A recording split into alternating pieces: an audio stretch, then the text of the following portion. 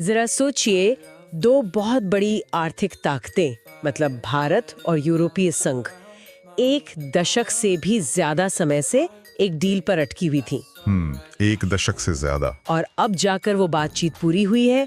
ये कोई आप कह सकते हैं मामूली समझौता नहीं है, ये तो कूटनीतिक शतरंज की बिसात जैसा है जहां हर चाल बहुत सोची समझी होती है। बिल्कुल, और आज हमारे पास इसी पर एक लेख है जो इस भारत यूरोपीय संघ मुक्त व्यापार समझौते को परिपक्व और व्यावहारिक बता रहा है। अच्छा, तो चलिए आज की इस गहरी पड़ताल में ये समझने की कोशिश करते हैं कि इस डील में ऐसा क्या खास है और ये भारत की बातचीत करने की क्षमता के बारे में क्या बताता है। तो सबसे पहली बात जिसने मेरा ध्यान खींचा वो ये है कि यूरोपीय संघ भारत से आने वाले लगभग 99.5% सामान पर टैक्स मतलब सीमा शुल्क वो तुरंत हटा देगा। जी, ये तो एक बहुत बड़ी जीत लगती है ना। तो ये बहुत बड़ी बात है, पर देखिए ये समझना भी जरूरी है कि ये कोई एक तरफा जीत नहीं है।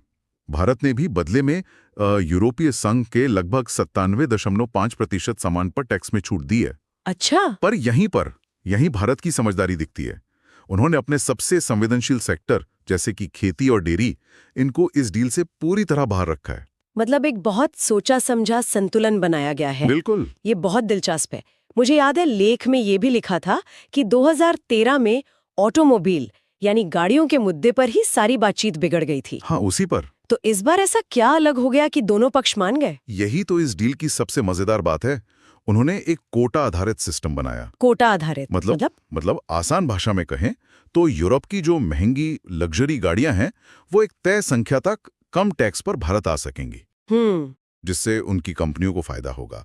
लेकिन ये कोटा इतना बड़ा नहीं है कि भारत की अपनी कार कंपनियों को, खासकर छोटी कारों के बाजार में, कोई नुकसान हो।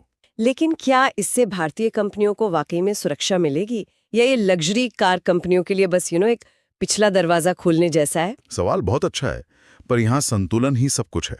दोनों को कुछ न कुछ मिले। यही तरीका वाइन पर लगने वाले टैक्स में भी अपनाया गया। अच्छा, वाइन पर भी? जी, फ्रांस की वाइन को भारतीय बाजार मिला, लेकिन इतना भी नहीं कि भारत में जो वाइन इंडस्ट्री बन रही है उसे कोई खतरा हो। ये सब कुछ या कुछ नहीं वाली सोच से आगे बढ़कर बीच का रास्ता निकालने की कोशिश है। ये सुनने में तो बहुत अच्छा लग रहा है, खासकर ऑटो सेक्टर वाली डील। पर मुझे यकीन है कि हर चीज इतनी आसानी से तय नहीं हुई होगी। लेख में किसी बड़ी अड़चन का जिक्र था क्या? हाँ, बिल्कुल था। एक बहुत बड़ी चुनौती थी कार्बन बॉर्डर एडजस्टमेंट मैकेनिज्म, जिसे CBAM कहते हैं। अच्छा, ये CBAM, मैंने इस बारे में पढ़ा था।